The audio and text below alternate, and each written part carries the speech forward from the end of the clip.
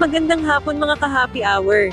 Narito ang mga balita para sa MBC TV Network News Update 5 PM edition. Ilang aktibidad isinagawa para sa 92nd birthday ni dating President Cory Aquino. Ilang aktibidad ang idinaos ng mga taga-suporta ni dating Pangulong Corazon Cory Aquino ngayong araw para sa pag-alala ng kanyang 92nd birth anniversary. Isang pagtitipon ang isinagawa sa Intramuros, Manila, habang may mga nag-alay din ng bulaklak sa himlayan ng mga Aquino sa Manila Memorial Park sa Parañaque City. May mga nagtipon-tipon din sa Plaza Roma sa Intramuros, Manila, kung saan may ilang yellow supporters ang dumalo, na mataan din ng ilang kandidato at mga miyembro ng progresibong grupo.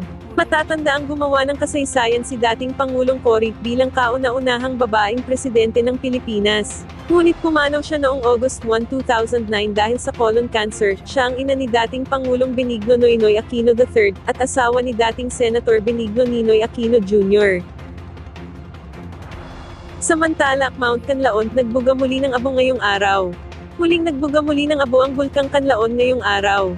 Ayon sa Phobox, naitala ito bandang alas 10:48 ng umaga hanggang alas 11:15 ng umaga. Ang usok ay umabot sa 200 hanggang 850 metro mula sa tuktok ng bunganga ng bulkan bago ito tinangay ng hangin patungong kanluran at timog kanlurang direksyon. Ayon sa KDOCC Observatory sa lungsod ng Canlaon, naiulat naman ang ashfall sa barangay Yubo, La Carlota City, Negros Occidental.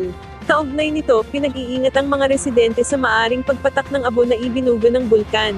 Ayon sa Phobox, nananatiling nakataas sa Alert Level 3 ang bulkan, at posibleng maitaas pa sa Alert Level 4 dahil sa aktibidad nito. At yan ang mga balita para sa MBC TV Network News Update 5 PM edition. Samahan ninyo kami bukas mula alas 9 ng umaga, hanggang alas 5 ng hapon.